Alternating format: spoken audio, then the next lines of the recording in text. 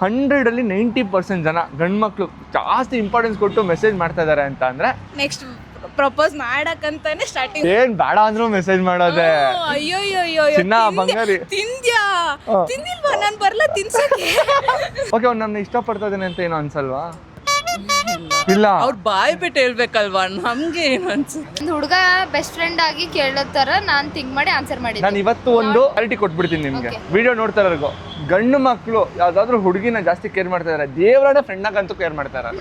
ಅವ್ರಿಗೆ ಮಾಡಿದ ಜೀವನದಲ್ಲಿ ಬೇಜಾನ್ ಕೆಲಸಗಳಿರುತ್ತೆ. ಅವರು ಎಲ್ಲರಿಗೂ ಸೇಮ್ ಒಂದೇ ತರ ಮಾತಾಡ್ತಿರ್ತಾರೆ, ಬಟ್ ನಮಗೆ ಅನ್ಸುತ್ತೆ ನಮಗೆ ಕೇರ್ ಮಾಡ್ತಿದ್ದಾರೆ ಅನ್ನೋ ಅನ್ಸುತ್ತೆ.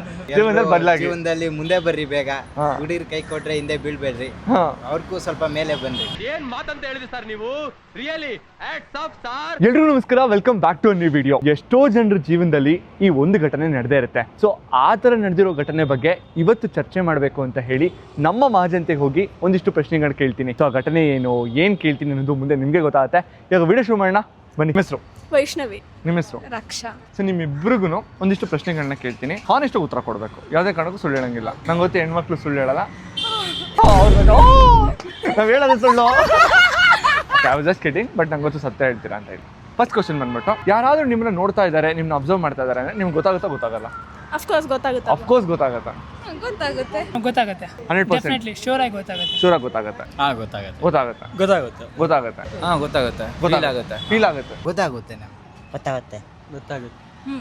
ಆಕ್ಚುಲಿ ಗಂಡ್ ಮಕ್ಳು ಗೊತ್ತಾಗುತ್ತೆ ಅಲ್ಲ, ಹೆಣ್ಮಕ್ಳಿಗಂತೂ ಪಕ್ಕ ಗೊತ್ತಾಗುತ್ತೆ ಅಲ್ಲ ಮ್ಯಾಮ್? ಯಾರು ನೋಡಿದ್ರೆ ನಿಮ್ಗೆ ಗೊತ್ತಾಗ್ಬಿಡುತ್ತೆ, ಕರೆಕ್ಟ್ ಅಲ್ಲ? ಓಕೆ, ಎರಡನೇ ಪ್ರಶ್ನೆ ಏನು ಅಂತಂದ್ರೆ, ನಿಮ್ಗೆ ಡೈಲಿ ಯಾರೋ ತುಂಬಾ ಇಂಪಾರ್ಟೆನ್ಸ್ ಕೊಡ್ತಾ ಇದಾರೆ, ನಿಮ್ಗೆ ಮೆಸೇಜ್ ಮಾಡ್ತಾ ಇದಾರೆ, ನಿಮ್ಗೆ ಕೇರ್ ಮಾಡ್ತಾ ಇದಾರೆ ಅಂತ ಅಂದ್ರೆ ನೀವು ಅದನ್ನ ಏನಂತ ಅನ್ಕೋತೀರಾ? ಕಾಳಜಿ, ಪ್ರೀತಿ ಅಂತ ಅನ್ಕೊಂತೀವಿ. ಪ್ರೀತಿ ಮಾಡ್ತಾ ಇದಾರೆ ಅಂತ ಅನ್ಕೋತೀರಾ? ಪ್ರೀತಿ ಮಾಡ್ತಿದ್ದಾರೆ, ಪ್ರೀತಿ ಮಾಡ್ತಾ ಇದಾರೆ, ಇಂಪಾರ್ಟೆಂಟ್ ಇಂಟ್ರೆಸ್ಟೆಡ್ ಇದಾರೆ ಅಂತ ಅನ್ಸುತ್ತೆ. ಇಂಟ್ರೆಸ್ಟ್ ಇದ್ದಾರೆ ಅಂತ ಅನ್ಸುತ್ತೆ, ಬಟ್ ನಾವು ಅವ್ರಿಗೋಸ್ಕರ ಅಂದ್ರೆ ನಮಗೆ ತುಂಬಾ ಕೇರ್ ಮಾಡ್ತಿದ್ದಾರೆ ಅಂದ್ರೆ ನಾವು ಕೇರ್ ಮಾಡೋಣ ಅಂತ ಅನ್ಸುತ್ತೆ. ಕೇರ್ ಮಾಡೋಣ ಅಂತ ಅನ್ಸುತ್ತೆ. ನಮ್ಮ ಮೇಲೆ ತುಂಬಾ ಕೇರ್ ಇದೆ, ಅದಕ್ಕೆ ನಮ್ ಜೊತೆ ಇದ್ದಾರೆ. ಕರೆಕ್ಟ್, ಅದು ಆಬ್ವಿಯಸ್ಲಿ ಕೇರ್ ಮಾಡ್ತಾ ಇದಾರೆ, ನಿಮ್ನ ತಿಂದ ಅಂತ ಕೇಳ್ತಾರೆ, ಇಷ್ಟಪಡ್ತಾರೆ. ನೀವ್ ಏನ್ ಅನ್ಕೋತೀರಾ? ಓಕೆ, ಹುಡುಗಿ ನನ್ನ ಇಷ್ಟಪಡ್ತಾ ಇದ್ದಾಳೆ ಅಂತ ಅನ್ಕೋತೀರಾ. ನಿಮ್ಗೆ ಇವಾಗ ಆಪೋಸಿಟ್ ಕ್ವಶನ್, ಹುಡುಗ ಯಾರಾದ್ರೂ ಜಾಸ್ತಿ ನಿಮ್ಮನ್ನ ಕೇರ್ ಮಾಡ್ತಾ ಇದ್ದಾನೆ, ಓಕೆ, ನಿಮ್ಗೆ ಯಾವಾಗೂ ಮೆಸೇಜ್ ಮಾಡೋದು, ತಿನ್ನ ಅಂತ ಕೇಳೋದು, ಮಲಗ್ದ ಅಂತ ಕೇಳೋದು, ಹುಷಾರಾಗಿದ್ಯಾ ಅಂತ ಅನ್ನೋದು, ನಿಮ್ಗೆ ಏನ್ ಬೇಕು ಕೇಳೋ ನಾನು ಕೊಡಿಸ್ತೀನಿ ಅನ್ನೋದು, ಇಲ್ಲ ಕೊಡ್ಸೋದು, ಇದೆಲ್ಲ ಮಾಡ್ತಾ ಇದ್ರೆ ಏನು ಅಂತ ಅನ್ಸುತ್ತೆ ನಿಮ್ಗೆ? ಸೇಫ್ಟಿ ಫೀಲ್ ಸಿಗುತ್ತೆ, ಪ್ಲಸ್ ನಾವು ಸೇಫ್ ಆಗಿದ್ದೀವಿ ಅಂತ ಒಂದು ಅನ್ಸುತ್ತೆ. ಓಕೆ, ಅದು ಬಿಟ್ಟು ನಮ್ಗೆ ಹೆಲ್ಪ್ ಮಾಡಕ್ಕೆ ಜನ ಇದ್ದಾರೆ, ಹೆಲ್ಪ್ ಮಾಡಕ್ ಜನ ಇದಾರೆ ಅಂತ ಇಲ್ಲ ಅನ್ಸುತ್ತೆ. ಸಪೋರ್ಟಿವ್ ಆಗಿದ್ದಾರೆ. ಸಪೋರ್ಟಿವ್ ಆಗಿದ್ದಾರೆ. ಅದ್ ಬಿಟ್ಟು ಮ್ಯಾಮ್ ಏನು ಅಷ್ಟೇ, ಏನಿಲ್ಲ, ಅಷ್ಟೇ ಅನ್ಸೋದು. ಓಕೆ, ಅವ್ನು ನನ್ನ ಇಷ್ಟಪಡ್ತಾ ಇದ್ದಾನೆ ಅಂತ ಏನೋ ಅನ್ಸಲ್ವಾ? ಇಲ್ಲ, ಅವ್ರು ಬಾಯ್ ಬಿಟ್ಟು ಹೇಳ್ಬೇಕಲ್ವಾ, ನಮ್ಗೆ ಏನು ಅನ್ಸುತ್ತೆ. ಅವ್ರು ನನ್ನ ಲವ್ ಮಾಡ್ತಾ ಇದ್ದಾರೆ ಅಂತ ನಾನು ಅನ್ಕೋಬಹುದು. ಲವ್ ಮಾಡ್ತಾ ಇದಾರೆ ಅಂತ ಅನ್ಕೋತೀರಾ? ಗಂಡ್ ಮಕ್ಳು ಹಿಂಗೆ ಅನ್ಕೊಂಡೆ ಮೋಸ ಹೋಗೋದು. ಅವ್ನು ನನ್ನ ಬೆಸ್ಟ್ ಫ್ರೆಂಡ್ ಆಗಿದ್ದಿದ್ರೆ ಫ್ರೆಂಡ್ ತರಾನೇ okay, he is caring for me caring for ಅನ್ಕೊಂಡು ಮೀ, ಒಳ್ಳೆ ಕೇರ್ ಮಾಡ್ತಾರೆ. ಒಳ್ಳೆ ಕೇರ್ ಮಾಡ್ತಾನೆ. ಮೇ ಬಿ ಎಲ್ಲೋ ಒಂದು ಸಣ್ಣ ಮೂಲೆಯಲ್ಲಿ ನನ್ನ ಬಗ್ಗೆ ಇಷ್ಟ ಇರ್ಬೋದು ಅಂತ ಅನ್ಸುತ್ತೆ. ನನಗೆ ಸ್ಟ್ರೇಂಜರ್ಸ್ ಮಾಡಿದಾಗ ವಿಯರ್ಡ್ ಆಗಿ ಅನ್ಸುತ್ತೆ. ಓಕೆ, ನಿಮ್ ಕ್ಲಾಸ್ ಅಲ್ಲಿ ಯಾರೋ ಒಬ್ರು ಹಿಂಗ್ ಮಾಡಿ ಸ್ಟಾರ್ಟ್ ಮಾಡ್ತಾರೆ, ಏನ್ ಅನ್ಸುತ್ತೆ? ಒಂದ್ ಸ್ವಲ್ಪ ವಿಯರ್ಡ್ ಅನ್ಸುತ್ತೆ, ಆಮೇಲೆ ಹೋಗ್ತಾ ಹೋಗ್ತಾ ಓಕೆ ಓಕೆ, ಫ್ರೆಂಡ್ ಬಿಡಿ ಕೇರ್ ಮಾಡ್ತಾ ಇದ್ದಾನೆ ಅಂತ ಅನ್ಸುತ್ತೆ. ಬೈ ಎನಿ ಚಾನ್ಸ್ ಅವ್ನೇನೋ ಕಾಡಾಗ್ತಾ ಇದ್ದಾನೆ, ಲವ್ ಮಾಡ್ತಾ ಇದ್ದಾನೆ ಅಂತ ಅನ್ಸುತ್ತಾ ಅನ್ಸಲ್ಲ? ಅನ್ಸುತ್ತೆ, ಅದನ್ನೇ ಹೇಳಿದ್ ನಾನು. ನೀವು ಒಬ್ಬರೇ ಅದನ್ನ ಹೇಳಿದ್ರು, ನಿಮ್ ಫ್ರೆಂಡ್ಸ್ ಯಾರು ಅದನ್ನ ಹೇಳಿಲ್ಲ, ಅದಕ್ಕೆ ಒತ್ತಿ ಕೇಳ್ತಾ ಇದೀನಿ. ಅನ್ಸುತ್ತಲ್ಲ, ಮತ್ತೆ ಇದನ್ನ ಯಾಕೆ ಫಸ್ಟ್ ಹೇಳಿಲ್ಲ? ನಾ ಬೆಸ್ಟ್ ಫ್ರೆಂಡ್ ಕಡೆಯಿಂದ ಥಿಂಕ್ ಮಾಡಿದೆ, ಲೈಕ್ ಒಂದು ಹುಡುಗ ಬೆಸ್ಟ್ ಫ್ರೆಂಡ್ ಆಗಿ ಕೇಳೋ ತರ ನಾನು ಥಿಂಕ್ ಮಾಡಿ ಆನ್ಸರ್ ಮಾಡಿದ್ದೆ. ನಾನು ಇವತ್ತು ಒಂದು ಕ್ಲಾರಿಟಿ ಕೊಟ್ಬಿಡ್ತೀನಿ ನಿಮ್ಗೆ. ವಿಡಿಯೋ ನೋಡ್ತಾ ಇರೋರ್ಗು, ಗಂಡು ಮಕ್ಕಳು ಯಾವ್ದಾದ್ರು ಹುಡುಗಿನ ಜಾಸ್ತಿ ಕೇರ್ ಮಾಡ್ತಾ ಇದಾರೆ, ದೇವರನ್ನ ಫ್ರೆಂಡ್ ಆಗಂತೂ ಕೇರ್ ಮಾಡ್ತಾ ಇರಲ್ಲ. ಅವ್ರಿಗೆ ಮಾಡಿದ ಜೀವನದಲ್ಲಿ ಬೇಜಾನ್ ಕೆಲಸಗಳಿರುತ್ತೆ. ಏನಾದ್ರೂ ಯಾರಿಗಾದ್ರೂ ಒಬ್ರಿಗೆ ಟೈಮ್ ಕೊಟ್ಟು ಇಂಪಾರ್ಟೆನ್ಸ್ ಕೊಟ್ಟು ಏನಾದ್ರು ಮಾಡ್ತಾ ಇದಾರೆ ಅಂದ್ರೆ ಪಕ್ಕ ಅವ್ರು ಕಾಳಾಗ್ತಾ ಇದಾರೆ ಅಂತ ಇದನ್ನ ಬರ್ದಿಟ್ಕೊಂಡ್ಬಿಡಿ ಎಲ್ಲಾದ್ರು.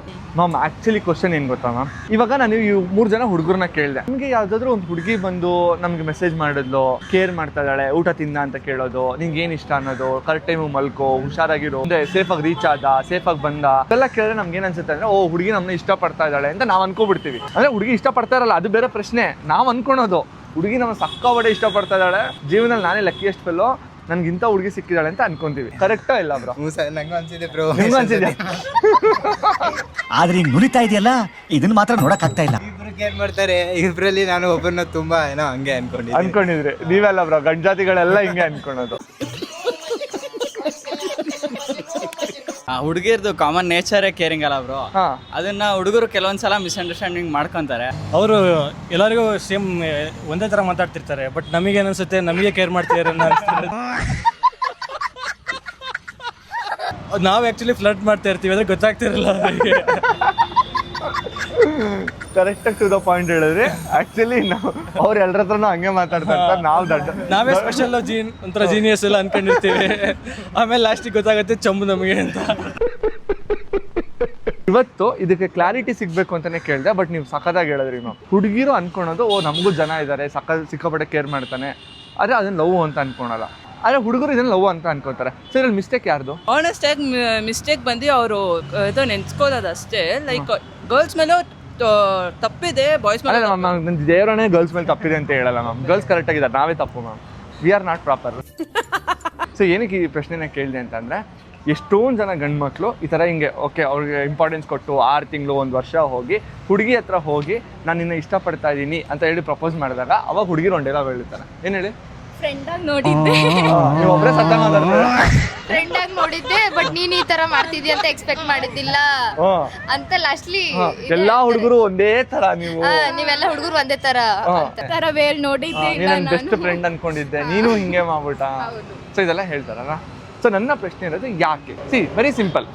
ಈಗ ಬಾಯ್ಸು 100ಅಲ್ಲಿ 99.9% ಇಲ್ಲ 90% ತಗೊಂಡ್ರೆ, ಇವಾಗ ಯಾವುದೋ ಒಂದು ಹುಡುಗಿ ಇಷ್ಟ ಇಲ್ಲ ಅವಳು ನಾನು ಪ್ರಪೋಸ್ ಮಾಡ್ತಾಳೆ ಅಂತ ಗೊತ್ತಾದ್ರೆ, ಅವ್ನಿಗೇನಾದರೂ ಆ ಹುಡುಗಿ ಮೇಲೆ ಇಂಟ್ರೆಸ್ಟ್ ಇಲ್ಲ ಅಂದರೆ ಡೈರೆಕ್ಟಾಗಿ ಟು ದ ಪಾಯಿಂಟ್ ಹೇಳ್ಬಿಡ್ತಾರೆ.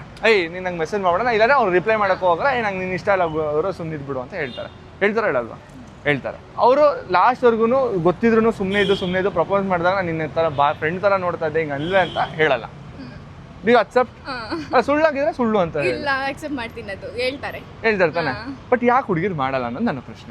ನನ್ನ ಪರ್ಸ್ಪೆಕ್ಟಿವ್ ಇಂದ ಹೇಳ್ತಿದ್ರೆ, ಅವ್ನು ಇಫ್ ಇನ್ ಕೇಸ್ ಅವ್ನ ಫ್ರೆಂಡ್ ಆದ್ರೆ ಆ ಥರ ಏನು ಮಾಡಲ್ಲ ಅನ್ಕೊಂತೀನಿ. ಇಫ್ ಮಾಡಿದ್ರೆ ನಾನು ಅದೇ ಹೇಳ್ತೀನಿ lastly, I thought you are my best friend. You are my best friend. I never thought you would do like this. All boys are same. ಅಂತ ಹೇಳ್ತೀರಾ. ನಿಮ್ಮ ಪರ್ಸ್ಪೆಕ್ಟಿವ್ ಅಲ್ಲಿ ಹೇಳಿದ್ರೆ ನಾನು ತಪ್ಪು ಅಂತಾನೆ ಹೇಳ್ತಾ ಇಲ್ಲ, ಆಯ್ತಾ? I am not defending girls, I am not defending boys. ನನಗೇನೋ ಒಂದು ಆನ್ಸರ್ ಬೇಕಿತ್ತು, ಕ್ಲಾರಿಟಿ ಬೇಕಿತ್ತು, ಅದಕ್ಕೋಸ್ಕರ ಈ ಪ್ರಶ್ನೆ ಕೇಳಿದೆ. ಅಟ್ಲೀಸ್ಟ್ ಗಂಡು ಮಕ್ಕಳಿಗೆ ಒಂದು ಕ್ಲಾರಿಟಿ ಇರಲಿ, ಹೆಣ್ಮಕ್ಳಿಗೆ ಒಂದು ಕ್ಲಾರಿಟಿ ಇರಲಿ ಅಂತ ಹೇಳಿ. ಜೀವನದಲ್ಲಿ ನಾವು ಯಾರು ಒಬ್ಬರನ್ನ ಇಷ್ಟಪಡ್ತಾ ಇದ್ದೀವಿ ಅಂತ ಅಂದಾಗ 6 ತಿಂಗಳು 1 ವರ್ಷ 2 ವರ್ಷ 3 ವರ್ಷ ಎಲ್ಲ ಕಾಲೇಜ್ ಲೈಫ್ ಮುಗಿಯೋವರೆಗೂ ಕಾಯ್ಕೊಂಡು ಆಮೇಲೆ ಪ್ರಪೋಸ್ ಮಾಡಿ ರಿಜೆಕ್ಟ್ ಆಗಿ ಲೈಫ್ನ ಹಾಳು ಮಾಡ್ಕೊಳಕ್ಕಿಂತ ಮುಂಚೆ ಯಾರು ಒಬ್ರು ಇಷ್ಟ ಆದರೆ ಫಸ್ಟ್ ಒಬ್ಬರು ಡೈರೆಕ್ಟಾಗಿ ಕೇಳಬೇಕು. ಓಕೆ ನೋಡಪ್ಪ, ನಂಗೆ ನೀನಂದರೆ ಇಷ್ಟ, ನಿನಗೋಸ್ಕರ ನನ್ನ ಜೀವನದಲ್ಲಿ ಏನು ಬೇಕಾದ್ರೂ ಮಾಡ್ತೀನಿ, ನಿನಗೆ ನನ್ನ ಮೇಲೆ ಇಷ್ಟ ಇದ್ದರೆ ಹೇಳ್ಬಿಡು ಅಂತ ಹೇಳಿ. ಇದು ಸರಿನಾ ತಪ್ಪಾ? ಹೇಳ್ಕೊಂಡಿದ್ರೆ ಬೆಟರ್ ಇರುತ್ತೆ. ಅವಾಗ ಅವ್ರ ಮನ್ಸಲ್ಲೂ ಇದಿರಲ್ಲ, ಲೈಕ್ ನನ್ನ ಫ್ರೆಂಡ್ ಆಗಿನೇ ಈ ತರ ಮಾಡಿದ್ನಲ್ಲ ಅಂತ ಡೈರೆಕ್ಟ್ ಆಗಿ ಹೇಳ್ಬೋದು ಬಂದು. ಬೇಕಿದ್ರೆ ಓಕೆ ಅಂದರೆ, ಇಲ್ಲ ಅಂದ್ರೆ ರಿಜೆಕ್ಟ್ ಮಾಡ್ತಾರೆ. ಅವಳಿಗೆ ಫೀಲಿಂಗ್ ಇದ್ರೆ ಒಪ್ಕೊಂತಾಳೆ, ಇಲ್ಲ ಅಂದ್ರೆ ಕರೆಕ್ಟ್ ಅಲ್ಲ ಮ್ಯಾಮ್? ನಾನು ಹೇಳಿದ್ದು ಒಪ್ಕೊಂತೀರಾ? ಇವಾಗ ಇದಕ್ಕೊಂದು ಕ್ರಾಸ್ ಕ್ವಶನ್ ಇದೆ ಮ್ಯಾಮ್. ಹಾನೆಸ್ಟಾಗಿ ಎದೆ ಮುಟ್ಕೊಂಡು ಹೇಳ್ಬಿಡಿ, ಅದಾದ್ರೂ ಹುಡುಗ ಪರಿಚಯ ಆಗಿ 1 ವಾರನ 2 ವಾರ ಇಲ್ಲ 1 ತಿಂಗಳು ಇಲ್ಲ 6 ತಿಂಗಳಿಗೆ ಬಂದು ನೀವು ಪ್ರಪೋಸ್ ಮಾಡಿದ್ರೆ ನೀವು ಒಪ್ಕೊಬಿಡ್ತೀರಮ್ಮ? ಹೇಳಿ ಇಲ್ಲ. ಅದು ಹೇಳಿ ಇದು ಹೇಳಿದ್ರೆ ಹೆಂಗೆ ಮ್ಯಾಮ್? ನನ್ನ ಪಾಯಿಂಟ್ ಇದ್ದಿದ್ದು ವೆರಿ ಸಿಂಪಲ್. ಹೆಣ್ಮಕ್ಳಿಗೆ ಇವಾಗ ಯಾವುದೋ ಒಂದು ಹುಡುಗ ಇಷ್ಟಪಡ್ತಾ ಇದ್ದಾನೆ ಗೊತ್ತಿದ್ದು, ಅವನು ಇಷ್ಟಪಡೋವರೆಗೂ ಅವ್ನು ಬಂದು ಹೇಳೋವರೆಗೂ ವೆಯ್ಟ್ ಮಾಡಿಸೋ ಬದಲು ಅವ್ನು ಡೈರೆಕ್ಟ್ ನೀನು ಯಾಕೆ ಇಷ್ಟೊಂದು ಕೇರ್ ಮಾಡ್ತಾ ಇದೆಯಾ, ನೀನು ನನ್ನ ಇಷ್ಟಪಡ್ತಾ ಇದೆಯಾ, ಒಂದು ಸೆಂಟೆನ್ಸಲ್ಲಿ ಕೇಳಿದ್ರೆ ಅಲ್ಲಿಗೆಲ್ಲ ಮುಗ್ತಾಯಿತ್ತು. ಸೊ ನಾಳೆ ದಿನ ನಾನು ಏನಕ್ಕೆ ಇದನ್ನು ಹೇಳ್ತಾ ಇದ್ದೀನಿ ಅಂತಂದರೆ, ಹುಡುಗಿಗೆ ಬ್ಲೇಮ್ ಇರಲ್ಲ. 2 ವರ್ಷ ಆಗಿದ್ಮೇಲೆ ನಾನು ಅವತ್ತೆಲ್ಲ ನಿನ್ಗೆ ಮೆಸೇಜ್ ಮಾಡಿದೆ, ನೀನು ನನಗೆ ರಿಪ್ಲೈ ಮಾಡಿದೆ, ನಾನು ಕರೆದಾಗೆಲ್ಲ ನನ್ನ ಜೊತೆ ಬಂದೆ, ನಾನು ದುಡ್ಡು ಸ್ಪೆಂಡ್ ಮಾಡಿದಾಗೆಲ್ಲ ಸ್ಪೆಂಡ್ ಮಾಡಿಸ್ಕೊಂಡೆ, ಇವತ್ತು ನೀನು ನನಗೆ ಫ್ರೆಂಡ್ ಥರ ಅಂತ ಇದೆಯಾ ಅಂತ ಯಾವನಾದ್ರು ಒಬ್ಬ ತಿರ್ಗಿಸ್ಬಿಟ್ಟು ಕೇಳಿದ್ರೆ ಅವಾಗ ಆನ್ಸರ್ ಇರೋಲ್ಲ. Do you agree? ಅದಕ್ಕೆ ಮುಂಚೆ ಒಂದೊಂದು ಸೆಂಡ್ ಇದೆ, ನೀನು ಯಾಕೆ ಇಷ್ಟೊಂದೆಲ್ಲ ಕೇರ್ ಮಾಡ್ತೀನಿ, ನಿಂಗೆ ಏನೋ ಫೀಲಿಂಗ್ಸ್ ಇದೆಯಾ, ಇದ್ರೆ ನೀನು ಇವತ್ತೇ ಬಿಟ್ಬಿಡು, ವಿ ಆರ್ ಜಸ್ಟ್ ಫ್ರೆಂಡ್ಸ್. ಈ ಒಂದು ಕ್ಲಾರಿಟಿ ಯಾವ್ದಾದ್ರು ಹುಡುಗಿ ಕೊಟ್ಟರೆ ನೆಕ್ಸ್ಟ್ ಆ ಹುಡುಗ ತಪ್ಪು ಮಾಡೋಕ್ಕೆ ಚಾನ್ಸ್ ಇರಲ್ಲ. Make sense? ಸೂಪರ್ ಆಗಿ ಹೇಳಿದೆ. ನಿಜ ಹೇಳಿ, 100ಅಲ್ಲಿ 90% ಜನ ಗಂಡು ಮಕ್ಕಳು ಜಾಸ್ತಿ ಇಂಪಾರ್ಟೆನ್ಸ್ ಕೊಟ್ಟು ಮೆಸೇಜ್ ಮಾಡ್ತಾ ಇದ್ದಾರೆ ಅಂತ ಅಂದರೆ, ನೆಕ್ಸ್ಟ್ ಪ್ರಪೋಸ್ ಮಾಡಕ್ಕಂತಾನೆ ಸ್ಟಾರ್ಟಿಂಗ್ ಫಸ್ಟ್ ಚೆನ್ನಾಗಿ ನೋಡ್ಕೊಂಡು ಫಸ್ಟ್ 3 months ಆಫ್ ಹೇಳ್ತಾರಲ್ಲ, ಬುಟ್ಟಿಗೆ ಹಾಕೊಳ್ಳೋಕೆ ಮುಂಚೆ ಏನ್ ಬೇಡ ಅಂದ್ರೂ ಮೆಸೇಜ್ ಮಾಡೋದೆ. ಅಯ್ಯೋ ಚಿನ್ನ ಬಂಗಾರಿ ತಿಂದ್ಯಾ ತಿಂದಿಲ್ವಾ, ನಾನು ಬರಲ್ಲ ತಿನ್ಸಕ್ಕೆ, ಆ ಥರ ಎಲ್ಲ ಮಾಡ್ತಾರೆ. ಸೊ ಹಂಗಾದ್ರೆ ಅಲ್ಲೇ ಫಿಕ್ಸ್ ಆಗ್ಬಿಡ್ಬೇಕು ಹೆಣ್ಮಕ್ಳು. ನಾವು ಫಿಕ್ಸ್ ಆಗ್ಬೇಕಿದ್, ಯಾಕೋ ಸೆಟ್ ಆಗಂಗೆ ಕಾಣ್ತಿಲ್ಲ ಅಂತ ವಿ ಶುಡ್ ಬಿ ಫೈನ್. ಏನಕ್ಕೋಸ್ಕರ ಇದು ಹೇಳ್ದೆ ಅಂತ ಅಂದ್ರೆ, ಹೆಣ್ಮಕ್ಳಿಗೆ ಎಲ್ಲದೂ ಗೊತ್ತಾಗುತ್ತೆ. ಫಾರ್ ಎಕ್ಸಾಂಪಲ್ ಯಾರೋ ಒಬ್ಬ ಏನೋ ಒಂದು ಬೇರೆ ದೃಷ್ಟಿನಲ್ಲಿ ನೋಡ್ತಾ ಇದ್ದಾನೆ ಅಂತ ತಕ್ಷಣ ಗಂಡು ಮಕ್ಳಿಗೆ ಗೊತ್ತಾಗುತ್ತೋ ಅಲ್ಲ, ಹೆಣ್ಮಕ್ಳು ಟಕ್ನ ಗೊತ್ತಾಗುತ್ತೆ.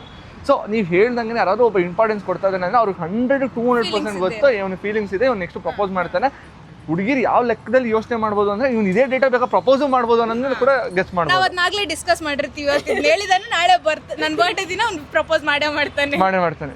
ಈ ಲೆವೆಲ್ಗೆ ಯೋಚನೆ ಮಾಡಿರ್ತಾರೆ ಹೆಣ್ಮಕ್ಳು.